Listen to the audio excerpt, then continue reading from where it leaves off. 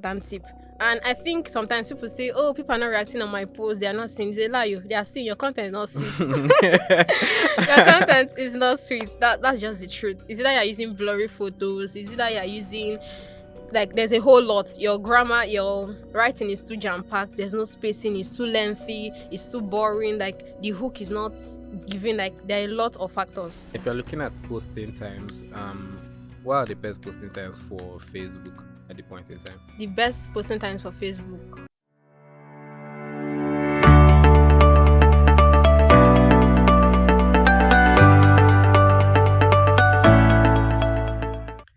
Social media is the only way small brands can compete with the larger corporations. And in this attention economy, it's not just as easy as just showing up online and having a presence. And I think that's okay. That's all it needs to build that presence.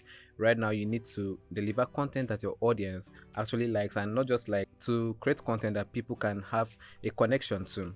Because in this attention economy, everybody is already competing for the same attention that you're doing. So what differentiates you from the other competitors in the market? That's what we are going to be talking about today with the queen of storytelling, Edimek Ekarika. Welcome to the studio today. Thank you, Hector. Thank you for having me. Yeah, I've been following your page for a while now, and I noticed you started pivoting to vlog kind of content. So tell me about that. Okay, I think I've always wanted to dive into video content creation, but I not just have the necessary resources and the skill set. And also I realized that video content creation is a very important aspect of content creation. It helps you to connect on a more deeper level with your audience. Not just text are okay, but I think video, it goes a long way to build that connection and to establish yourself as a proper content creator. Because I think most times people that just post text, they're not totally regarded as content creators. Yeah. So what do you think of that bias? Because I think for the longest time now, you have been more of a writing form creator. Okay, for me, I would say that people that write text should still be regarded as content creators. Like, it is creativity, it is still content, no matter the format, no matter the form. So I do not see the reason for that disparity or division. We all know that in this attention economy, right, video is the fastest way to get that attention. Yes. But would you say that it has totally scrapped out, or written content is not that important? No, not at all. Like, written content will still exist. Like, it is still as important as video content, and I do not think video content will take its place. Yeah, that's my take on that matter. And would you take do you think you can still convey the kind of stories you tell in your written form content is in your video? Definitely, content? Yeah, definitely. Because I think what connects, I called you the queen of storytelling. I've been calling that for a while now, and I think I really connect to your written form content more than, in the sense that like every piece of content I read on Facebook or Twitter, there's always this personality behind it. Okay. If I did not see your name, I can read a post and tell it was you that wrote this post. Yeah. So there's always that personality. There's this way you tell a story with each piece of content that you're writing. So how would you do that with video to have that same personality? So I think why you have that is because I've been doing this for a very long time. I've been writing and establishing myself. So it's easy for people to just read me, and without even seeing my name, they already know it's me. That's because I've spent about 4 years writing. I cannot say the same for video content creation because I just started. So I still have to establish myself, to keep putting something out there, to be consistent before people can have that effect people have with my writing. Yeah. So let's talk about storytelling now. I think I wrote something down. How do you create your content to tell a story, and then there's always that human feeling. Yeah. So example now, if someone is going through AI content or any written piece by AI, you can tell that you can get information, maybe 5 ways to lose weight. If you ask ChatGPT, it can give you something for that, and you can get the information. But there's how someone like you will write the same piece of content, and I don't just read it and have information. I read it and I'm motivated to do something towards it. So what's the key element of storytelling? How do you go about that? I think the key element of storytelling are the characters involved, is the person involved, because AI, should I say they're robotics. They are not humans. They don't have that human touch. It is very different. AI will just give you straight to the point. I don't know how to explain it, but you will definitely know something done by a human being. Like, there's a personality, there's the person's character, everything is infused, emotions, like a whole lot goes into what a person creates. So yes. Would you say personal inspiration or personal reason for creating content will also deepen the understanding? What's your own personal reason for being a content creator? Hmm.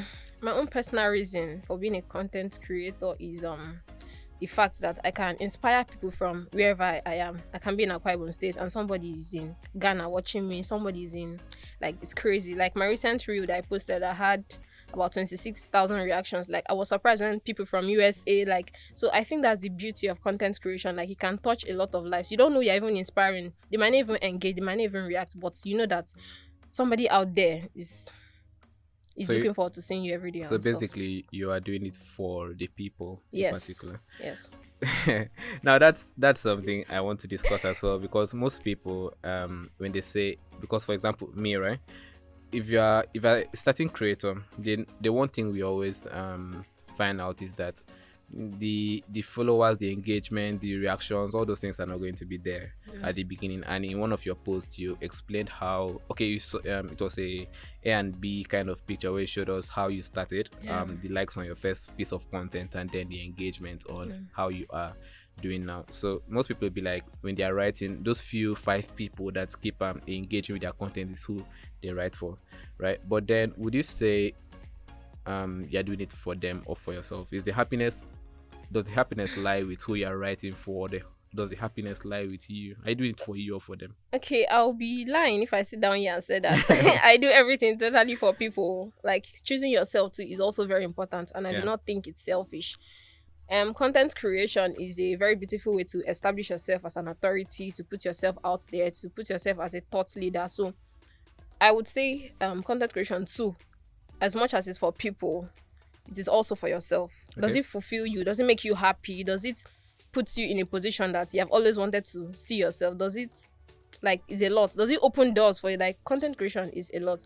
So my advice, I don't know that I asked for the advice to Sure, go ahead. to those people starting. Like starting is the hardest thing to do, but I'll advise anybody to do it. Like it is always very worthwhile in the end. It pays off. Like I'm a testimony of even my 12K followers. I do not have millions of followers, but I know where content creation has taken me to. I know the doors it has opened for me. So I would advise any content creator, those 5 people that are saying, hold them tight. Like they will multiply definitely. It's just consistency and showing up every day.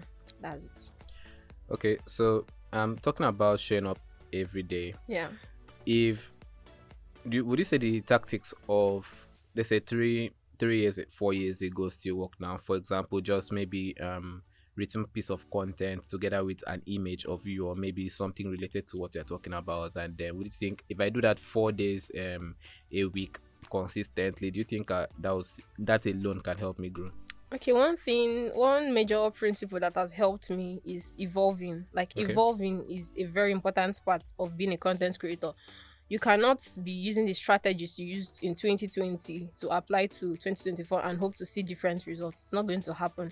So my advice to creators is that as much as you want to show up, make sure you're showing up the right way. It's some people say you can be building and be building rubbish. Don't build rubbish. Like strategize, always be evolving. Like me, I would have said, okay, it's very easy for me to say, no, I'm not going to switch. Let me just keep writing and posting images and fine pictures. But I realized that the world is changing and people connect more to video content. So I said, why not? Like, always be ready to explore. That's the fastest way any content creator can grow. Yes. That's quite nice. Yeah. That's very nice. So now, what's the difference between brand content and personal content? So before you answer that, so for more context, right? You're a personal brand, Yes. and your brand personality consists of your twin, Yeah. your social media identity, and then your love for education in particular. So the way you bring in your content, it has that you touch in it. Yes. And then there are some things you may share that are at the same time, though it is content, but like it is more personal to you. So would you say how you would create content for a brand is how you create content for yourself, or there's a difference? Yes. If there are, tell us about that. Okay, yes, there's a difference. There's a huge difference. Like I've managed social media pages for brands, and the same way I post on my timeline is definitely not the same way I'll post for them. You must understand their brand voice, their brand tone, their brand message, everything. And I think personal brands differ from business brands because they are you can be informal in your personal brand, but I don't think you can do that for most business brands. Like, you have to know what to post, the time to post, the kind of comments you make, like everything matters. But I think there's a certain level of freedom you experience with personal brands. Okay. Yeah. So let's say for a brand looking to there are different content formats, right? Yes. And I've noticed you use them sparingly, and you started growing as a rising creator on Twitter, right? Yeah. So what's the difference? How would you grow a brand separate from how you did that? Because you showed up consistently every day, and you did not just talk about one niche. You had this like content pillar, so various topics, politics, whatever you're talking about. So as a brand, right, you don't have that space to be very diverse and talk about everything. So how would you grow a brand the same way you grow your Twitter? First of all, I have many things, but I'm not Twitter is not my strong suit. Let me just, to be honest, I'm plain. But how you'd grow a brand? What was the question again? Please Twitter. rephrase it. On Twitter. Yeah. I think a business brand, right? You're just showing up, honestly. Twitter is Yeah. I hate to say this, but I think Twitter and Instagram are the most hardest Platforms to grow on. Like, it is very, especially for business brands, like, it's very, but I think showing up every day, consistency, looking for different ways, and I think humor, so not just being stiff and everything, also helps on Twitter. That's what I was saying on that. And Twitter does not particularly give us that. Video content has not even gotten there to be like video content to help you grow fast. And I think that's why Twitter has always been like this main place where you can find very intellectual people. Yes. Because Twitter is written based. So every post that is on there is crafted well. Because in fact, if there's no edit feature, unless you're a pro user, so there's no edit feature. So it forces you to become this kind of person that is like very intellectual, very adept at understanding what they're talking about before they go out there. So personally for me, I remember a few months ago I was like, I'll be consistent on Twitter. But then Twitter is Twitter is not for the weak. let me not even if any Twitter official can see this, in that feature where they show the number of people that have seen the post. Yes. I think that thing discourages rising creators. Yeah. Imagine you just saying, okay, I'll show up today, and you are showing up. you have created like six posts in a single day. I mean, in other platforms, that's like a week's worth of content because we post like once a day on Facebook, 4 times a week. But then on Twitter, if you want to grow, you have to post like 3-4 times in a day. And then you're posting 3-4 times, and none of them has gotten to at least let's say 50 views. So it's actually discouraging in that way, because unlike Facebook, likes, people can see this thing, but nobody sees that. And now you can actually block the people that can actually see the number of likes you can. So you are just posting, you don't care what other people think about you, because most people will be like, don't think of other people's opinion, or don't consider other people's opinion, or what other people say about you should not matter. But I think that's a lie. It's just something we tell ourselves to feel good. Everybody gives a fuck about what people think about them. So I think on Twitter, right, if you want to grow on Twitter, you should just drop your ego one side and just keep. Exactly. Just keep. If there's any platform, call that shame. If there's any platform you should focus on, who is that one person that is going through your content, is Twitter. Yeah. Because I think Facebook, at least your friends will be there to engage with you. But Twitter, how many of your friends just go there to find your content? So, and okay, that brings me back to something I just thought about, shadow banning now, and the whole meta algorithm. So someone can have like 5,000 to 10,000 followers, but then the way the meta algorithm works is they only show your content to about how many percent? 30% of your original followers. So how would you say people should create content in a way that they are not creating for their followers but to get more followers? Okay, I think people, to do that, there are strategies you should adopt if you're experiencing shadow ban. Shadow banning. Like, stop being too promotional. Okay. It kills engagement a lot. Stop being too promotional. Stop being too sales. Every time you're always trying to sell something. Just that sometimes you should just relax and have fun. And then you should create the type of content people want to see. People are very selfish. So the very first question you should ask yourself when you're putting out content is, what is in this thing for me? If I was the person reading, if I was the audience, what am I getting? Am I getting entertained? Am I getting educated? Am I getting informed? Like, it's a very important. You should create content that people want to engage in. That's the important thing. I know there are times that you just want to post because you feel like, because yes, you're in the mood, like it appeals to you, not because it appeals to your audience, but that's fine. But if you're serious about growing, about getting engagement, about not being shadow banned, that's a very important tip. And I think sometimes people say, oh, people are not reacting on my posts, they are not seeing. They lie you. They are seeing your content is not sweet. Your content is not sweet. That's just the truth. Is it that you're using blurry photos? Is it that you're using, like, there's a whole lot. Your grammar, your writing is too jam-packed. There's no spacing. It's too lengthy. It's too boring. Like, the hook is not giving. Like, there are a lot of factors to consider when you're putting out content, especially on Facebook. And I think that's where video content started and where it started growing from. Yeah. Because if you want to grow, the fastest way to grow is through video content per se. Why your reels will most likely go to people that are not following you rather than people that are following you. And there's even an option to block it from going to the people that are following you. So I think that's where people get it wrong.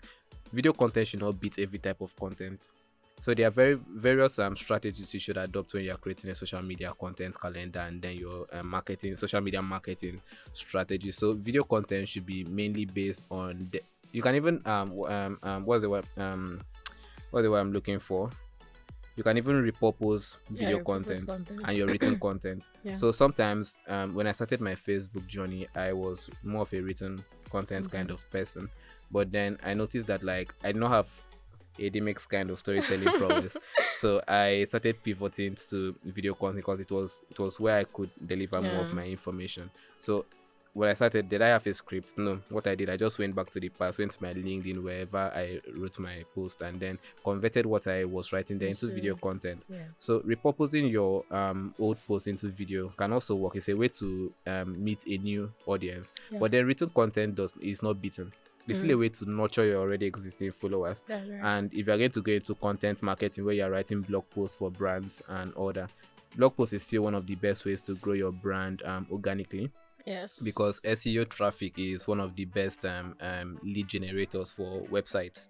So if you search for anything such as how to start a career as a social media manager, Hootsuite or HubSpot might have already written a blog post on that. That's what you find on the first search engine results page of Google. So at the end of the day, written content is still there. It has its own demographic that particularly enjoys that more. But your video content, you should always use it sparingly, especially when you want to on platforms like Instagram and Facebook where you're trying to get new followers. And then it works very, very well. I mean, TikTok is already video based only, but then TikTok, I think, should be niche dependent. Do you? Yeah, I think it's niche dependent. Think about it this way.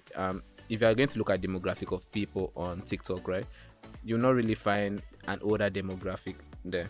So if your brand is more finance based or more insurance, or your particular demographic is going for people maybe 35 and older, then TikTok is not the place to really focus your marketing budget on. But I'm not saying you should not have a presence there, but you should not focus most of your marketing budget there. So if you're looking for that demographic, that's Facebook. Facebook has the oldest demographic for any social media platform. Then if you're looking for more, if you want your content to be more centered on teens and then early age adults, Instagram and TikTok works very well for that. So next question I want to ask, how do you handle criticism on social media? Okay, my mantra is that this world is big enough for everybody to craze together. Okay, I handle it by, I believe everybody, we are human beings, we are not animals, so I believe everybody should behave like that, especially when you're on my timeline. Like, I'm a huge fan of being civil, like being polite. Even if you disagree with me, like, do it in a civil manner. Like, yes, just don't insult me. I respond to criticisms by, if I'm in the wrong, I'll step back and be like, okay, where am I at fault here? Then I'll see ways that I can change and like improve. But if you attack me and expect me, like, you bring insult, like there's one time, I haven't forgotten one guy, like he came on my post and he was spewing venom and bile and everything. I had to block him, and Yeah, so that's another approach. Is either I step back and see the issue, or I block you, I unfriend you, I mute you, anything for my mental health, I'll do it. But now, as a brand, right? I cannot block a follower.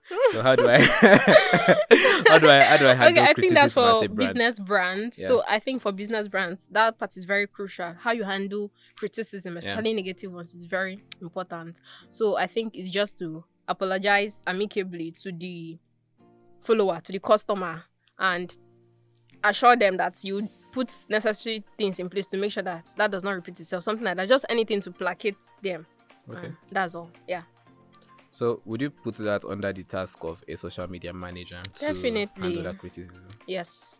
The social media manager is in charge of that aspect, and it should be a person that is a person that knows score, a person that can handle such situations. Yes. All right. Yes.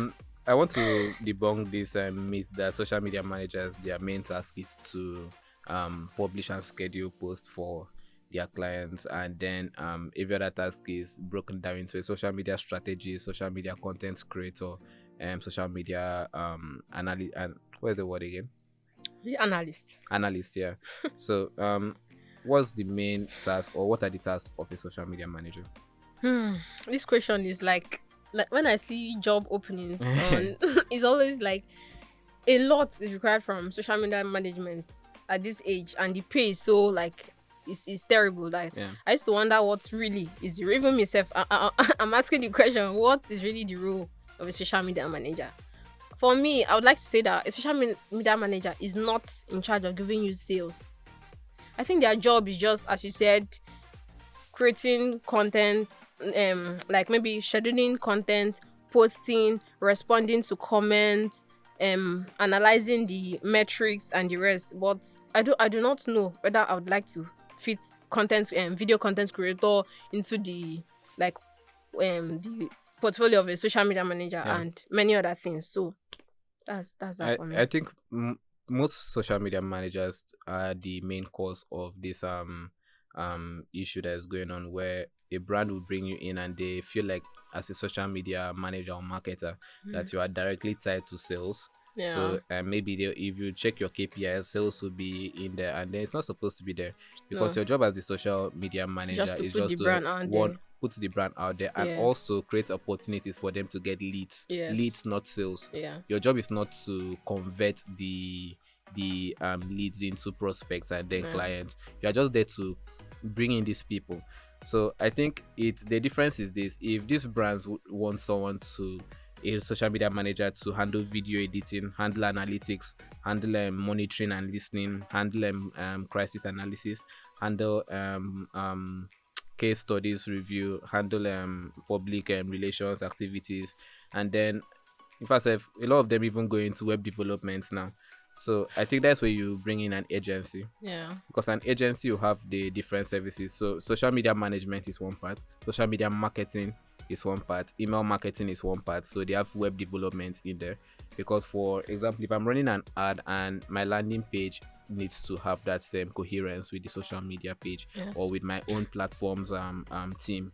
So the landing page also, there are social media agencies that creates landing page so that it has the same feel, so that I'm not in this beautiful minimal kind of page. I love your logo, I love your color themes, I love your text and fonts that you have chosen for your brand. But now I'm now going to a landing page and everything is looking different, colors different. I feel it's a scam. I feel like you're just getting my information for something else. So I think brands should stop expecting too much from social media managers, Yeah. and then instead, if you want to diversify the kind of results you want, hire an agency. I think you have nailed it. And That's the what best solution. would you say, as you're a freelancer, Yes. so would you say it's better to be an agency or still be a personal brand on your own? Well, at this stage in my life, I think I would choose the personal. I think as people grow, they're allowed to choose and what is best for them. But for me, I would say I just like the freedom I have as a freelancer and my personal brand. I can do my own thing. Nobody's controlling me. Nobody's monitoring what I put out and the rest. I just think that freedom is very important to me at this point. So yeah. Mm. Are you not turning down a lot of money? No, I do not think so. As I said, definitely in future I might consider the agency stuff, but for Okay. now, yes, I'm You very prefer. content. Well, I think yeah, everybody has the right to choose what makes them happy. Yes, And some people, even the 9 to 5, a lot of gurus out there will just be like, work hard to create a business of your own, become a exactly. founder, or So this I and think that. everybody are But they choosing. actually, if everybody's a founder, who is going to work the 9 to 5 jobs? So they're actually people who do enjoy their jobs, their 9 to 5 jobs, and then it's still very, very comfortable for them. They feel that sense of fulfillment Yeah. while working those jobs. But anyways, moving on from then, a lot of us would like to create content that people can feel a deep connection to, like you do. So run us through your content creation process, from storytelling to posting. What times do you post? Order. Okay. So my content creation process is simple. It's not rocket science.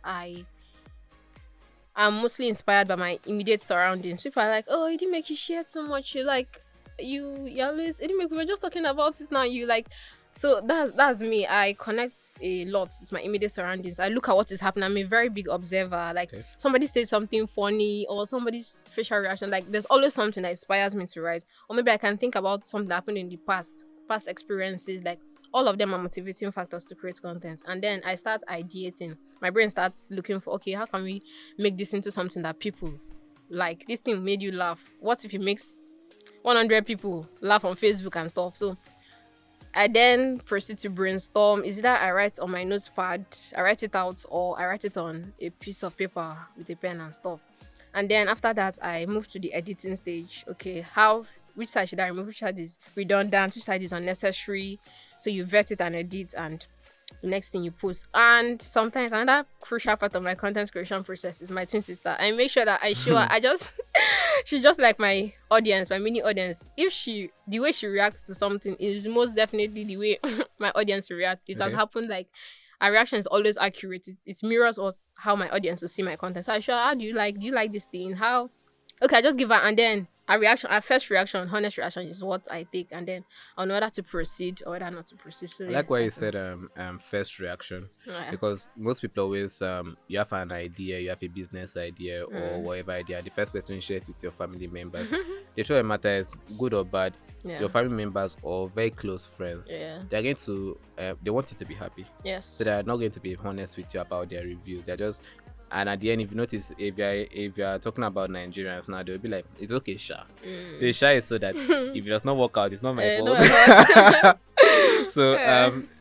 if you are creating content, I like what you said first. yeah, the first reaction is the honest Yeah, reaction. because that's the honest one. Yeah. But I feel most people don't really have that one person that they can always share to and depend on like you do. Yeah. So I would say they should share that with someone outside their circle. Mm. Maybe that's why a mentor is important. And then you don't even have to share it sometimes with someone other. You, the person writing it, I read somewhere that if what you're writing does not excite you, don't put it out. So I think without even showing others, you that are writing it, you will know whether this will flop or whether it will, like, you always know. There's that, your gut feeling will tell you. So yeah. And sometimes, right, there's this movie I watched, I think Silicon Valley, Yeah. where this guy created a company, Pied Piper, and then the program they created was quite very good.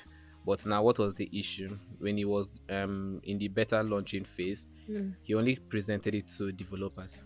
Okay. So developers are, it's just like a graphic designer showing another graphic designer something they made. If it's good, they're going to say it is good. Yeah. But then, do the audience looking at it think it is good?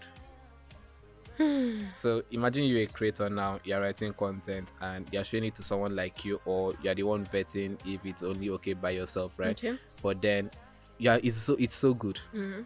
Maybe you're writing about architecture or something. It's so good. If you show another architects, they are going to tell you that it is a mind-blowing idea, mind-blowing concept or discovery that will blow the internet. But then to another person reading, it just sounds like gibberish because it's not their niche, not their terminology. They don't really understand what's going on. So I think it's not just okay for people. They should have this mentor or a community where they can share these things with.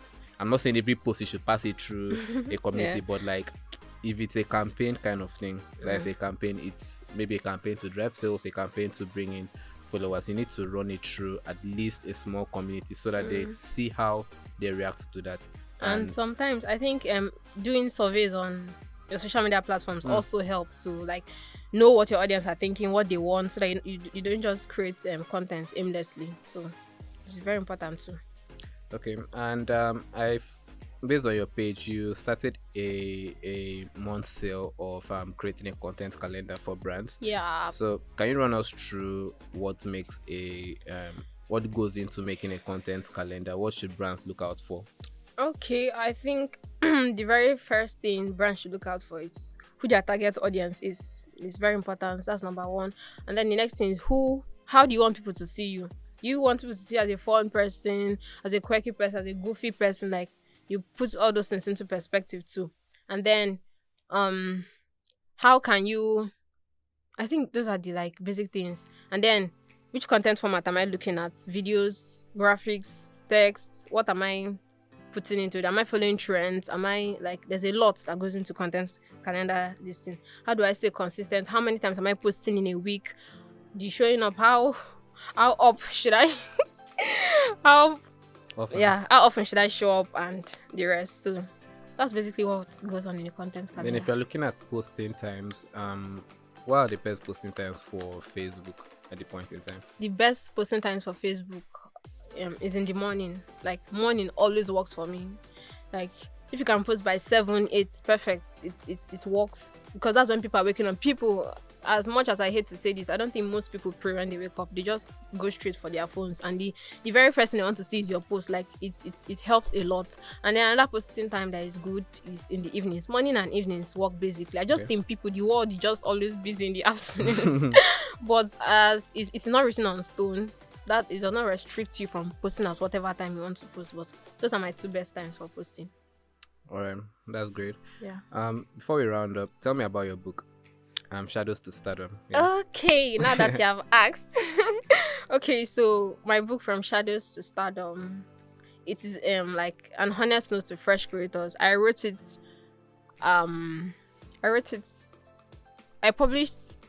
shared it with the world on 15th November 2023. I wrote it as a guide because I noticed that many people want to actually dive into this content creation thing. Like, many people I know, like, because I was once like one of them. Like, I was always showing up on Facebook like, oh, I like what this person does. To be so nice also, because I was a very good writer, and I was itching to share my thoughts, my opinions, my writing progress with the world. So I said, oh, okay, why not write your own book? Share your lessons, share the strategies that worked for you, share all the mistakes you made and the rest, to guide another person out there. So I just thought about it and wrote it. That's great. Yeah. So where can we buy your book? On Seller. It is on Seller. Buy it now. It goes for the price of 2.5. Because I'm considering increasing the price. It goes for the price of 2.5 on Seller. Yeah, that's why I said it's only on Seller for now. Okay. Yes. That's great. Yeah. All right. Thank you for coming in today. Thank you. And I hope I'll see you again some other time. Hopefully. So you're always busy. Yeah. All right, Yes. then. See you guys later. Thank you. Bye.